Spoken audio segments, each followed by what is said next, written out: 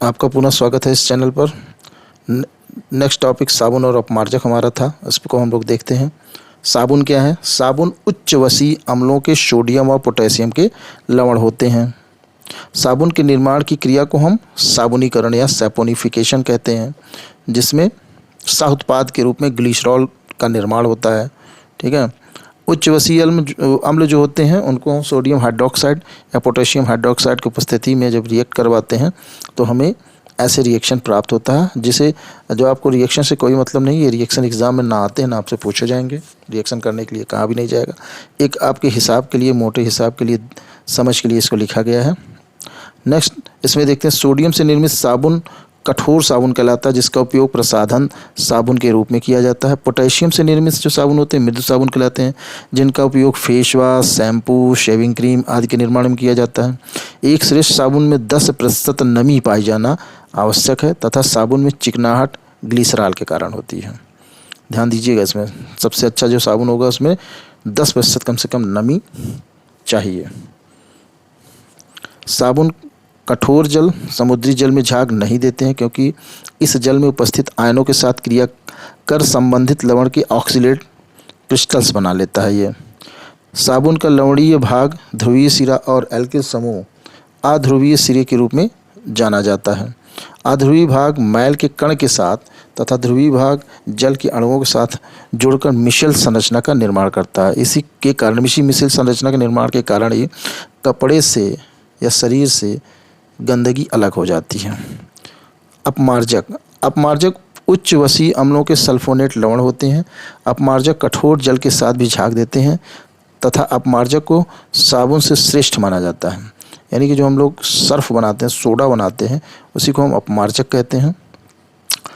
ठीक है। ये उच्च वसीय अम्ल होते हैं जो सल्फोनेट लवण होते हैं।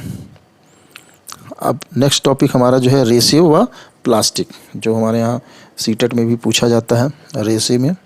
रेशे के अंतर्गत क्या क्या होता है? रेशे को मुख्यतः 2 भागों में विभक्त किया जाता है, प्राकृतिक रेशा और संश्लेषित रेशा। प्राकृतिक रेशा के अंतर्गत क्या आता है?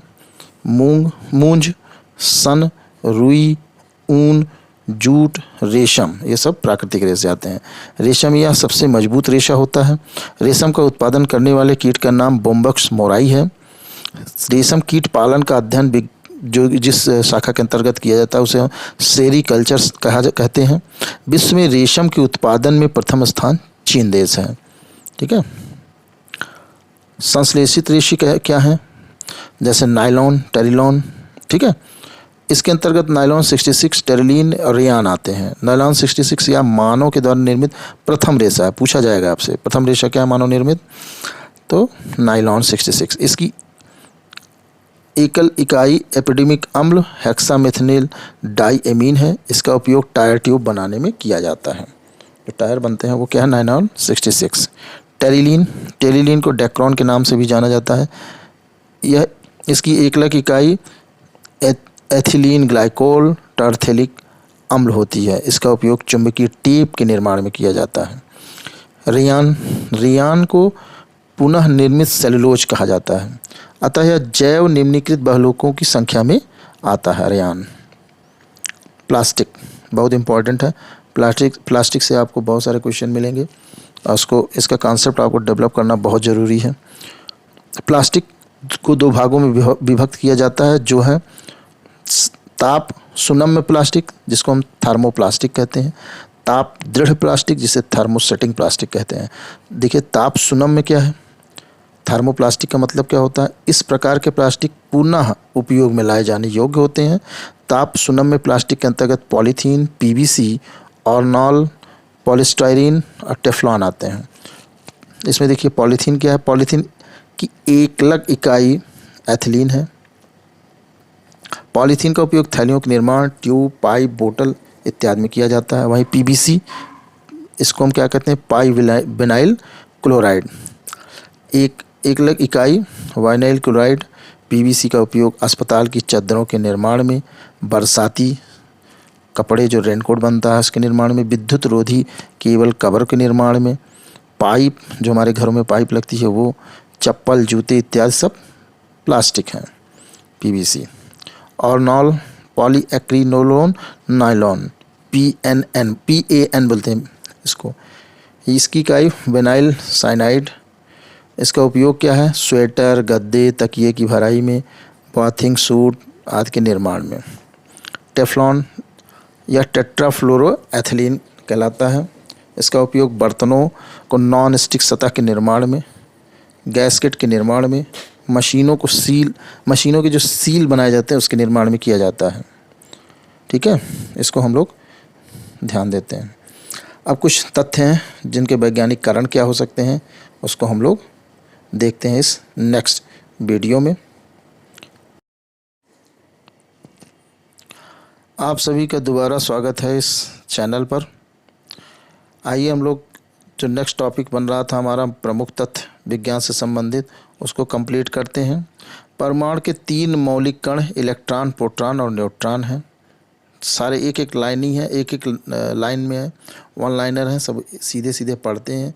2-3 बार आप वीडियो देखिए, हम फास्ट इसको कवर करते हैं ताकि वीडियो बहुत लंबा ना बने, छोटे से ही बने, जल्दी से कवर हो और आगे आप लोग दूसरा कुछ भी पढ़ने के लिए तैयार रहें। ठीक है। परमाणु के 3 मौलिक कण इलेक्ट्रॉन, प्रोटॉन और न्यूट्रॉन होते हैं। एक पदार्थ का सीधे ठोस से वाष्प अवस्था में बदलना ऊर्ध्वपातन कहलाता है, जैसे कपूर। एक्स किरणों का उपयोग चिकित्सा जगत में टूटी हड्डियों के चित्र लेने में और फेफड़ों में उत्पन्न विकारों का पता लगाने में किया जाता है। हाइड्रोजन को छोड़कर सभी धातुएं विद्युत ऋणात्मक होती हैं। श्वेत फास्फोरस का ज्वलन ताप 30 डिग्री सेल्सियस तथा लाल फास्फोरस का ज्वलन ताप 260 डिग्री सेल्सियस होता है। ऑक्सीजन एक रंगहीन, गंधहीन तथा स्वादहीन गैस है। गंधक का उपयोग बारूद, आतिशबाजी और दियासलाई बनाने में होता है। लोहे पर जिंक जस्ते की परत चढ़ाना जस्तीकरण, गैल्वनीकरण कहलाता है। पूछा जाता है गैल्वनीकरण क्या है। हाइड्रोजन बम नाभिकीय संलयन की अभिक्रिया पर आधारित है। वहीं पर पेट्रोलियम हाइड्रोकार्बन का एक जटिल द्रव मिश्रण है। प्लेटिनम को हम सफ़ेद स्वर्ण भी कहते हैं। आतिशबाजी में जो हरा रंग हम निकालते हैं वो बेरियम के कारण होता है, यानी कि हम पटाखे में बेरियम डालते हैं। रेडान वायुमंडल में ही नहीं पाए जाने वाली अक्रिय गैस है। ठीक है, अगर रेडान वायुमंडल में आ रही है तो इसका मतलब कि भूकंप की पूर्व चेतावनी के रूप में वैज्ञानिक इसका उपयोग करते हैं। दलहनी पौधों की जड़ों में राइजोबियम नामक जीवाणु पाया जाता है जो नाइट्रोजन फिक्सेशन का काम करता है। जल की स्थायी तथा अस्थायी कठोरता को दूर करने के लिए सोडियम कार्बोनेट का प्रयोग किया जाता है। सोना और चांदी के शुद्धिकरण में नाइट्रिक अम्ल HNO3 का उपयोग किया जाता है। कृत्रिम वर्षा के लिए सिल्वर आयोडाइड का उपयोग किया जाता है। लोहे का सब देखिए बहुत इंपॉर्टेंट, कृत्रिम वर्षा के लिए सिल्वर आयोडाइड का, ये बहुत इंपॉर्टेंट पूछा जाता है। लोहे का सबसे शुद्धतम रूप पिटवा लोहा है। ढलवा और पिटवा 2 प्रकार के होते हैं। ये पिटवा लोहा जो है शुद्धतम रूप होता है। क्वार्ट्ज में सिलिकॉन और ऑक्सीजन 2 तत्व उपस्थित होते हैं। प्राकृतिक रबर आइसोप्रीन का बहुलक होता है। ये आइसोप्रीन पूछा गया है। नायलॉन 66 जो उधर बनाया जा रहा है, प्राकृतिक रबर जो बनाया जा रहा है वो हम लोग जो उसमें पढ़ रहे हैं। देखिए प्राकृतिक रबर पूछा गया, आइसोप्रीन में से किसका बहुलक है, तो आइसोप्रीन का, सीधे सीधे आंसर है इसका। प्राकृतिक रबर को और अधिक मजबूत और प्रत्यस्थ बनाने के लिए सल्फर मिलाया जाता है। नायलॉन मानव के द्वारा संश्लिष्ट किया गया प्रथम रेशा है। सीसा संचायक बैटरी में सल्फ्यूरिक अम्ल का प्रयोग किया जाता है। शुद्ध जल विद्युत का कुचालक होता है। नमक मिला देंगे तो सुचालक हो जाएगा। 3 इडियट्स में आप लोगों ने देखा है इस एक्सपेरिमेंट को, 3 इडियट्स पिक्चर में। ठीक है। एसिटिलीन गैस का प्रयोग कच्चे फलों को पकाने में किया जाता है। फोटोग्राफी में स्थायीकरण के लिए सोडियम थायोसल्फेट का प्रयोग किया जाता है। पूछा जाता है, आपसे पूछा गया है कई बार, ये सब वनडे एग्जाम के क्वेश्चन ही हैं सीधे सीधे। क्लोरीन गैस पुष्प की रंग को उड़ा देता है। नवजात जो क्लोरीन होते हैं, नवजात हाइड्रोजन होते हैं, ये सभी रंग उड़ा देते हैं। कृत्रिम सुगंध से युक्त पदार्थ बनाने में एथिल एसीटेट का प्रयोग किया जाता है। मीथेन गैस को मार्स गैस के नाम से भी जाना जाता है। बर्तनों में कलई करने में अमोनियम क्लोराइड का प्रयोग किया जाता है। इत्र की सुगंध विसरण की क्रिया से फैलती है। किसी परमाणु की बाह्यतम कक्षा में उपस्थित इलेक्ट्रॉन को संयोजी इलेक्ट्रॉन कहा जाता है। अक्रिय गैसों की बाह्यतम कक्षा में 2 या 8 इलेक्ट्रॉन होंगे, यानी इसका अष्टक पूर्ण होंगे। जंग लगना ऑक्सीकरण अभिक्रिया का उदाहरण है। जंग लगना हमें कहा जाता है ना, भौतिक परिवर्तन है रासायनिक, तो रासायनिक परिवर्तन है। बेंजीन की संरचना वलयाकार होती है। रॉकेट में प्रयुक्त होने वाला ईंधन प्रणोदक कहलाता है। बिजली से लगी आग को बुझाने के लिए कार्बन टेट्राक्लोराइड का प्रयोग किया जाता है। बिजली से लगी हुई आग को हम पानी से नहीं बुझा सकते हैं, उसको कार्बन टेट्राक्लोराइड का उपयोग करते हैं, जो बहुत सारा कार्बन चारों तरफ फैला देता है और रोक देता है जलन प्रक्रिया को। विद्युत बल्ब क्राउन कांच से निर्मित होता है। हाइड्रोजन में सबसे बड़ा परमाणु आयोडीन का होता है। जो है लोहे में जंग लगने पर उसके भार में वृद्धि हो जाती है, पूछा जाता है एग्जाम में, नॉर्मल क्वेश्चन है लेकिन खतरनाक है। दूध से क्रीम अलग करने पर दूध का घनत्व बढ़ जाता है। अस्थियों में फास्फोरस की मात्रा 8% पाई जाती है। उत्कृष्ट गैस अक्रिय गैसों की संयोजकता 0 होती है। गोबर गैस संयंत्र का निर्माण सीबी देसाई ने किया था। आदर्श गैस का समीकरण होता क्या है, पीबी बराबर एनआरटी होता है। साधारण कार्बन स्टील में प्रयुक्त लोहा और क्रोमियम होता है। सूत एक प्राकृतिक वानस्पतिक रेशा है, सूत, ठीक है, वही जैसे रुई, सूत, ये सारी चीज़ें। गैसों के विसरण के नियम का प्रतिपादन ग्राहम ने किया था। हीरे का प्राकृतिक स्रोत किम्बरलाइट पत्थर होता है। यूरेनियम धातु का निष्कर्षण मुक्ता पिच ब्लेंड अयस्क से किया जाता है। मोनाजाइट थोरियम तत्व का अयस्क है। मतदान के समय मतदाताओं की अंगुली पर सिल्वर नाइट्रेट का निशान लगाया जाता है। जो हम लोग वोटिंग करके आते हैं तो हमारी उंगली पर एक निशान लगाया जाता है नीली स्याही से, वो सिल्वर नाइट्रेट का मिश्रण है या घोल है। लहसुन में गंध जो होती है एलाइसिन यौगिक के कारण आती है। सागरी जल की लवणता का कारण सोडियम क्लोराइड है, यानी जो नमक होता है वो हम सागर से ही प्राप्त करते हैं। टेप रिकॉर्डर की टेप पैरामैग्नेटिक चूर्ण से लेपित होती है। स्टेनलेस स्टील बनाने के लिए क्रोमियम और निकेल का प्रयोग किया जाता है। हाइड्रोजन में सबसे अधिक अभिक्रियाशील फ्लोरीन है। घर में सफ़ेदी के लिए कैल्शियम ऑक्साइड यौगिक प्रयुक्त किया जाता है, चूना, सिंपल भाषा में। बिलियन में विलेय के अणु का आकार 10⁻⁻8 सेंटीमीटर होता है। सभी भारी रेडियो सक्रिय तत्व अंतिम रूप में सीसा में परिवर्तित हो जाते हैं, ये सार्वभौमिक सत्य है, इसको याद रखिए। सोडा वाटर बनाने के लिए कार्बन डाइऑक्साइड गैस का प्रयोग किया जाता है, सोडा वाटर जो हम लोग पीते हैं। पेयजल को शुद्ध करने के लिए विरंजक चूर्ण या ब्लीचिंग पाउडर या क्लोरीन गैस का प्रयोग किया जाता है। तारपीन का तेल भाप आसवन विधि के द्वारा शुद्ध किया जाता है। सोने के आभूषण बनाते समय कठोरता देने के लिए तांबा या कॉपर धातु को मिलाया जाता है। क्रोमियम तत्व सभी रंगीन यौगिक बनाते हैं। अक्रिय गैसों की खोज रैमजे नामक वैज्ञानिक ने की थी। जर्मन सिल्वर, कॉपर, जिंक और निकेल धातु का मिश्रण है। वहीं आइसोप्रीन रासायनिक विधि से तैयार किया गया रबर है। मिश्र धातु में सभी घटकों का ऑक्सीकरण संख्या 0 होती है। शीशों को काटने में काले हीरे का प्रयोग किया जाता है। थर्मोकोल कृत्रिम रबड़ कहा जाता है। प्रकृति में सबसे अधिक मात्रा में पाए जाने वाला कार्बनिक यौगिक क्या है, सेल्यूलोज। सेल्यूलोज पूरा प्लांट है, प्लांट जगत जो है सेल्यूलोज का बना हुआ है, ठीक है। आप इसको देख सकते हैं कि भाई भूसा से लेके कुछ भी होगा वो सब सेल्यूलोज ही है। ग्रेफाइट एकमात्र कार्बन का अपर रूप है जो विद्युत का सुचालक है। अमलगम पारे का मिश्र धातु होता है, यानी हमें भी बताए थे कि पारे से कोई धातु आप मिक्स कर देंगे तो अमलगम कहलाएगा। चश्मे का लेंस क्रुक्स कांच का बना होता है। लोहे में जंग लगने से फेरिक एवं फेरस ऑक्साइड का निर्माण होता है। दहन एक ऑक्सीकरण रासायनिक अभिक्रिया, जो आग लगती है क्या है, क्योंकि अगर आपसे कोई पूछे आग क्या है तो यह ऑक्सीकरण रासायनिक अभिक्रिया है। पायरोलिग्नियस अम्ल लकड़ी के भंजक आसवन से प्राप्त होने वाला अवयव है, ठीक है। लोहे का निष्कर्षण मुख्यतः हेमाटाइट Fe3O4 अयस्क से होता है।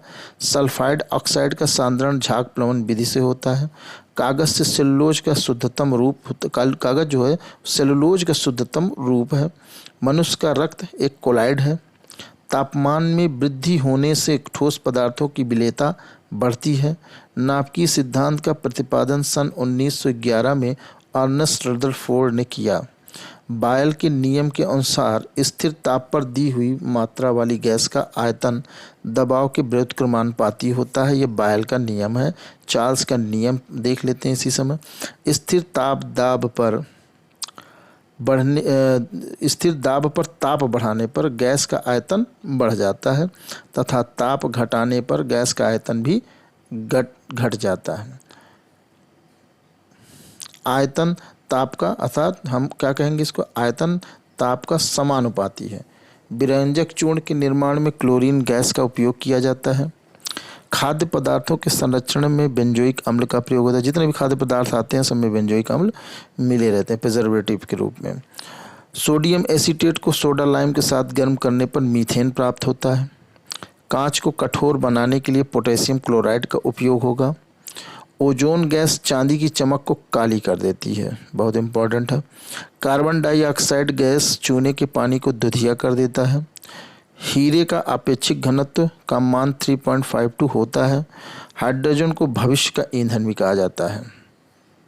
कृत्रिम गर्भाधान के लिए शुक्राणुओं का संरक्षण जो है द्रव नाइट्रोजन में किया जाता है। जो पशु डॉक्टर होते हैं उनके कंपाउंडर्स देखिए डिब्बे में लेके जो चलते हैं, उसको खोलने पर, डिब्बा खोलने पर हल्का सा धुआं निकलता है, ठीक है।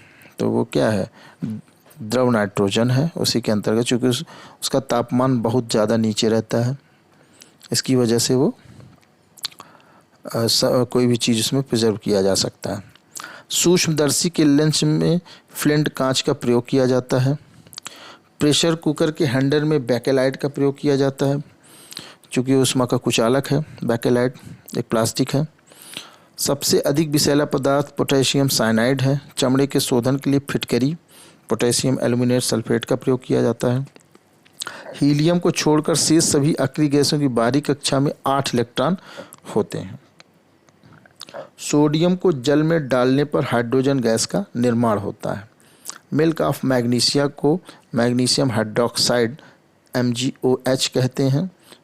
मेहोप मापनी का उपयोग खनिज की कठोरता मापने के लिए किया जाता है। पेट्रोलियम की गुणवत्ता ऑक्टेन नंबर से प्रदर्शित की जाती है। वहीं आवर्त सारणी में सबसे अधिक विद्युत ऋणात्मक तत्व फ्रांसियम है। आयरन सल्फाइड FeS2 को झूठा सोना भी कहा जाता है, फूल्स गोल्ड, आयरन सल्फाइड को। आदर्श गैस की आंतरिक ऊर्जा ताप पर निर्भर करती है। आज के लिए हम लोग इतना बहुत है हम लोगों के वीडियो में, और इस वीडियो को आप लोग ज़्यादा से ज़्यादा लाइक, शेयर एंड सब्सक्राइब करिए। नेक्स्ट वीडियो में हम लोग प्रमुख यौगिकों के साथ व्यापारिक नाम, रासायनिक नाम व सूत्र पढ़ते हैं। तब तक के लिए धन्यवाद।